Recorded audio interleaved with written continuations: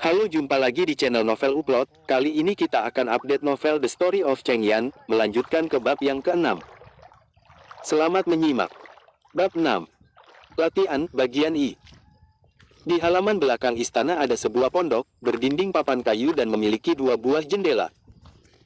Ada sebuah kolam di depan pondok berbentuk bundar dengan keliling sekitar 9,5 meter, berisi air sungai, membuat kolam tersebut tidak hanya tahan api tetapi juga dapat dimodifikasi kembali. Beberapa batang besi telah ditumpuk di atas tanah, yang berasal dari seorang pandai besi dan ditempatkan di sana oleh Carter. Roland telah memilih lokasi pondok ini karena letaknya yang berdekatan dengan sumur, tetapi pondok ini masih terlalu berantakan untuk menjadi sebuah laboratorium. Roland menggelengkan kepala, menyadari bahwa membangun laboratorium yang sempurna dalam semalam adalah hal yang tidak mungkin. Roland akan membutuhkan Barov untuk mengumpulkan semua sumber daya sebelum ia dapat membangun sebuah bengkel. Bagaimana kabarmu? Apakah tidurmu nyenyak? Roland berbalik dan bertanya kepada Anna, yang tampak bingung. Penyihir yang berada di hadapan Roland dan penyihir yang dilihatnya kemarin terlihat seperti 2 orang yang sangat berbeda. Setelah Anna dimandikan dengan saksama, rambut panjangnya yang berwarna pirang menyelimuti bahunya seperti syal dan berkilau lembut. Kulitnya bersinar penuh vitalitas dan bintik-bintik di ujung hidungnya menambahkan kesan muda ke wajahnya. Tubuhnya masih terlihat sangat kurus sehingga angin kencang bisa merobohkannya, tetapi pipinya bersemu merah muda dan bekas memar pada lehernya telah memudar. Roland menduga bahwa kekuatan sihir tidak hanya memberikan kekuatan yang luar biasa pada seorang penyihir, tetapi juga meningkatkan kesehatan mereka. Tingkat pemulihan Anna jauh lebih cepat daripada orang biasa pada umumnya. Karena kamu telah mengalami begitu banyak kesulitan, kamu harus beristirahat selama beberapa hari, tetapi waktu yang kita miliki terbatas, jadi aku akan menebusnya di lain waktu. Roland berjalan di sekitar gadis itu. Apakah bajumu terasa pas? Anna mengenakan pakaian yang Roland pilih dengan hati-hati untuk memuaskan nafsu cabulnya. Pakaian pelindung yang dikenakan para pandai besi terlalu tebal dan tidak akan cocok untuk Anna, sementara jubah elegan dan berkelas yang digunakan para penyihir dalam permainan sebenarnya membatasi gerak tubuh dan mudah terbakar. Untuk sebuah pakaian pelayan, apakah ada pakaian yang lebih baik selain ini? Meskipun di dunia ini tidak memiliki pakaian pelayan modern, hal itu bukan masalah karena pakaian pelayan di masa ini juga mirip dengan pakaian dari generasi-generasi selanjutnya. Jadi Roland mengambil satu set pakaian Tyre dan memotongnya menjadi seukuran tubuh Anna, memendekkan roknya, memendekkan lengan baju, melipat kerah, dan menambahkan dasi kupu-kupu, dan dengan demikian Roland telah menciptakan seragam penyihir yang baru. Seragam ini juga dilengkapi dengan topi penyihir dibuat sesuai ukuran, sepatu bot berwarna hitam, siap pakai, serta jubah sepanjang lutut dibuat oleh tukang jahit, dan Roland menyadari dirinya sedang melihat sebuah karakter yang selama ini hanya dilihatnya di film-film. Yang mulia, apa yang dapat saya lakukan untuk Anda? Tanya Anna. Anna benar-benar tidak bisa menebak pikiran-pikiran pria ini, dan ia merasa bahwa ia mulai kehilangan penilaian terhadap Roland.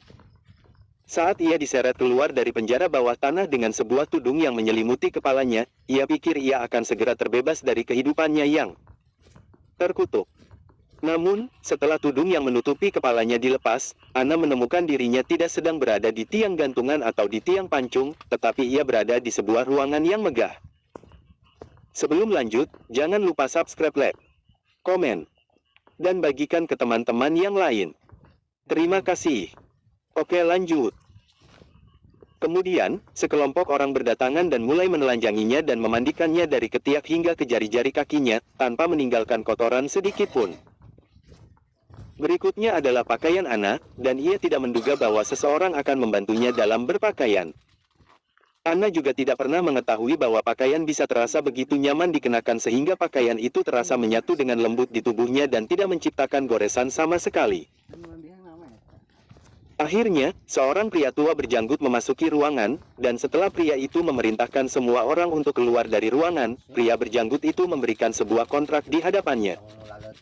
Pada saat itu Anna menyadari bahwa pria yang mengatakan ingin mempekerjakannya di penjara adalah Pangeran Roland di kerajaan ini, dan bahwa saat itu Pangeran Roland tidak sedang bercanda.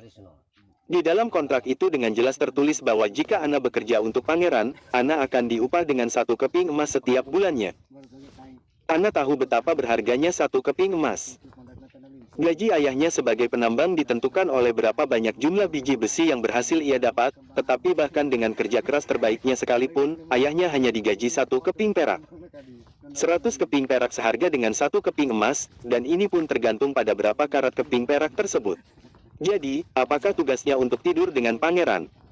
Ana telah mendengar para pelayan berbisik-bisik mengenai itu saat Ana sedang mandi, tetapi ia tidak berpikir bahwa dirinya begitu berharga di mata pangeran. Darahnya ternoda oleh kekuatan iblis, jadi siapapun yang mengetahui identitasnya pasti akan menghindarinya dengan segala cara. Bahkan jika rasa penasaran pangeran begitu besar sehingga ia tidak berpikir untuk takut pada iblis, pangeran juga tidak perlu membayar Ana. Namun, tidak ada yang datang ke kamarnya malam itu, dan Ana tidur dengan begitu nyenyak. Itu adalah ranjang paling lembut yang pernah ia tiduri, jadi Ana berbaring dan segera pulas. Ketika Ana bangun keesokan harinya, hari sudah siang, dan makan siang telah tersaji di kamarnya. Makanannya terdiri dari roti, keju. Ketika Ana bangun keesokan harinya, hari sudah siang, dan makan siang telah tersaji di kamarnya. Makanannya terdiri dari roti, keju, dan daging panggang. Ana sudah siap untuk mati, tetapi setelah mencicipi makanan mewah itu, Ana tidak bisa menahan diri lagi untuk tidak menangis. Saus dan bumbu meledak di mulutnya dengan rasa pedas yang kuat bercampur dengan rasa manis, menggugah lidahnya. Seketika itu juga, Ana merasa bahwa dunia menjadi sedikit lebih indah.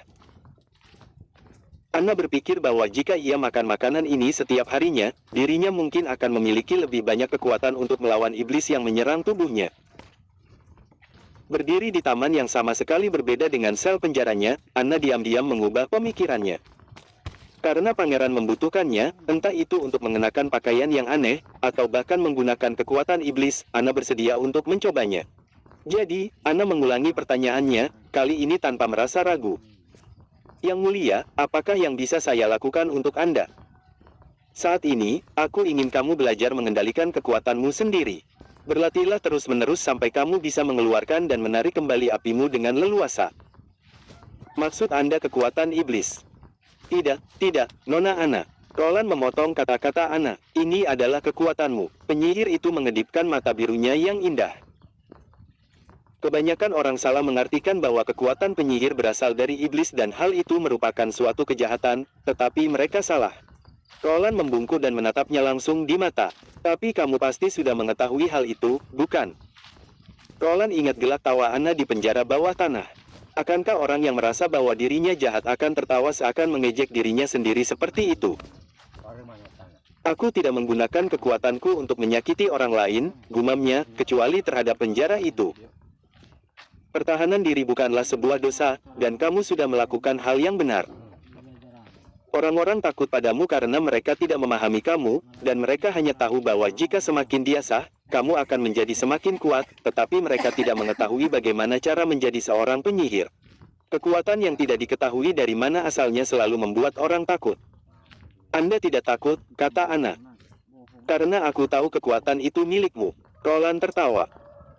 Tapi jika penjara itu memang memiliki kekuatan yang luar biasa, aku pun hanya tahu bahwa jika semakin dia sah, kamu akan menjadi semakin kuat, tetapi mereka tidak mengetahui bagaimana cara menjadi seorang penyihir. Kekuatan yang tidak diketahui dari mana asalnya selalu membuat orang takut. Anda tidak takut, kata Ana. Karena aku tahu kekuatan itu milikmu. Roland tertawa. Tapi jika penjara itu memang memiliki kekuatan yang luar biasa, aku pun tidak akan bisa berdiri dengan tenang di hadapannya. Baiklah, mari kita mulai, kata Roland.